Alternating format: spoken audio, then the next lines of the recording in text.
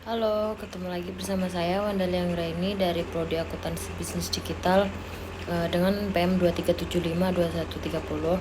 Saya akan menjelaskan tentang dasar penggunaan data dan bagaimana menentukan kebutuhan laporan dalam Power BI untuk analisis bisnis. Baik, penjelasan yang pertama itu penjelasan sumber dana. Data yang digunakan berasal dari sistem transaksi, misalnya penjualan, pembelian stok. Data terdiri dari beberapa tabel fakta, transaksi, dan dimensi diferensial. Referensi, contoh tabel, sales penjualan, produk, customer, atau pelanggan, time, waktu. Untuk struktur datanya, yaitu diperkenankan konsep relasi antar tabel fakta berisi data numerik yang dianalisis. Tujuan recruitment report itu untuk mengetahui apa informasi yang dibutuhkan pengguna, manajer, pimpinan, dan lain-lain.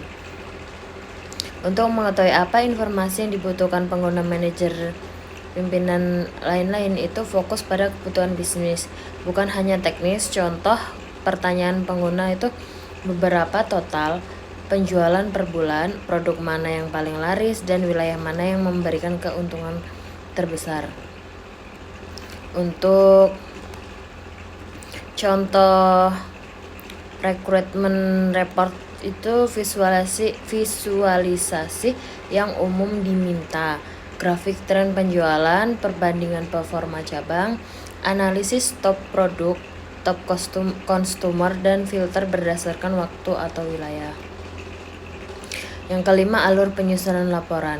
Identifikasi kebutuhan, cek ketersediaan data, buat model data, desain visualisasi. Untuk sebelum membuat laporan di Power BI itu sangat penting untuk memahami data yang dimiliki dan memastikan kebutuhan informasi pengguna terpenuhi. Laporan yang baik harus mudah dibaca, relevan, dan mendukung pengambilan keputusan bisnis. Yang pertama, ada proses load data ke Power BI. Tujuannya itu untuk memasukkan data dari sumber eksternal ke dalam Power BI agar bisa dianalisis dan divisualisasikan. Untuk langkah-langkahnya itu, yang pertama, buka aplikasi Power BI di desktop atau di laptop, klik Get Data, pilih sumber data, biasanya Excel, CSV, atau database. Pilih file dan kemudian tabel-tabel yang ingin dimuat. Yang keempat, klik Load untuk membawa data ke dalam program BI. Pastikan file data sudah bersih dan rapih, tidak ada baris kosong, judul jelas, dan yang dimuat akan muncul di flash panel kanan Power BI. Yang kedua, memeriksa struktur data. Gunakan data view untuk melihat isi table. Pastikan setiap kolom sesuai dengan kebutuhan. Kolom seperti produk ID, customer ID, sales amount, order date, dan lain-lain. Jika ada data yang salah atau tidak konsisten, bisa diperbaiki di Power Query Editor. Untuk yang ketiga, membuat relasi antar table. Masuk ke model view, ikon diagram atau table. Di sini Anda akan melihat semua table yang dimuat.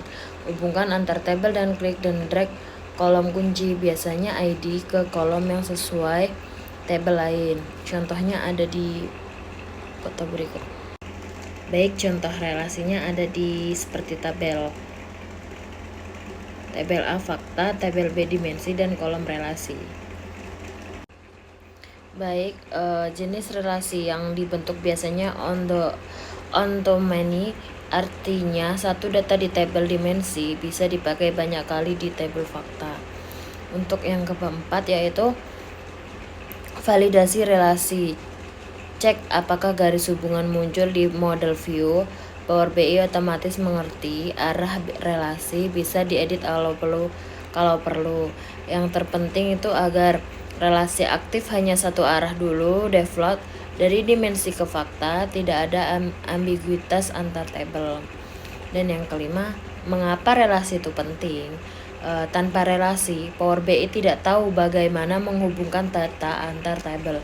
Misalnya, jika Anda ingin tahu total penjualan produk, tapi tabel produk tidak terhubung ke tabel penjualan, maka visualisasi tidak bisa bekerja dengan benar. Relasi membantu Anda menggunakan slicer atau filter agar semua visualisasi saling merespon secara dinamis. Dalam video yang dicantumkan itu diperlihatkan bagaimana memuat tabel-tabel dari file Excel, menyambungkan antar tabel, sales ke produk, customer, dan date. Setelah tersambung, kita bisa menyaring penjualan berdasarkan nama produk, menampilkan tren penjualan per bulan, dan melihat jumlah pelanggan aktif. Yang paling terpenting itu selalu simpan file. Setelah load dan buat relasi, gunakan nama tabel kolom yang mudah dibaca. Hindari hubungan many to many kecuali memang benar-benar dibutuhkan. Periksa apakah relasi menyebabkan duplikasi atau error pada visualisasi. Untuk langkah-langkah utama yaitu masuk ke Power BI. Pengguna membuka Power BI dan menyiapkan data yang sudah dimuat sebelumnya. Pilih visual table atau metrik. Menggunakan visual table untuk membuat tampilan tabular. Kemudian mulai menambahkan field dari data ke dalam visual tersebut.